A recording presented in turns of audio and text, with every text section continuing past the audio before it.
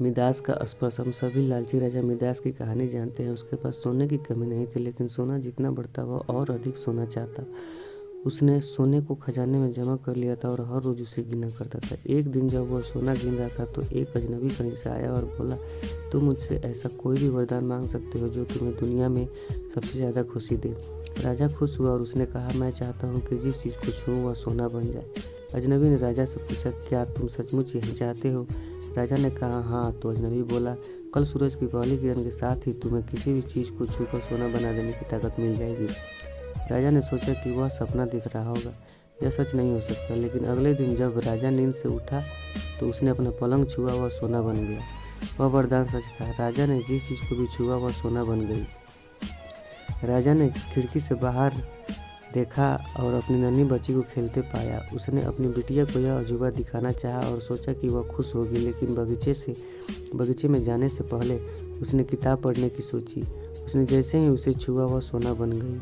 वह किताब को पढ़ न सका। फिर वह नाश्ता करने बैठा। जैसे ही उसने फलों और पानी के गिलास को छुआ वह भी सोना बन गए। उसकी भूख बढ़ने लगी और वह खुद से बोला, मैं सोने को खा और पी नहीं सकता। ठीक उसी समय उसकी बेटी दौड़ती हुई वहाँ आई और उसने उसे बाहों में भर लिया। वह सोने की मूर्ति बन गई। अब राजा के चेहरे से खुशी गायब हो गई।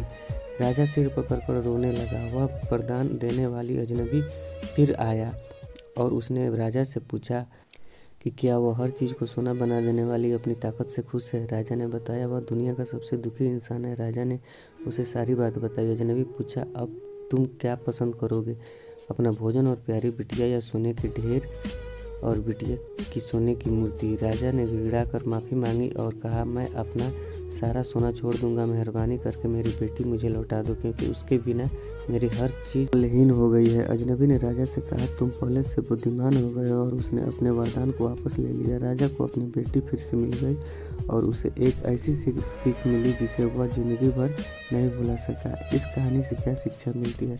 घटिया या विकृत जीवन मूल्यों से दुख ही मिलता है, और कई बार इच्छा का पूरा होना न पूरा होने से बड़ा दुख बन जाता है।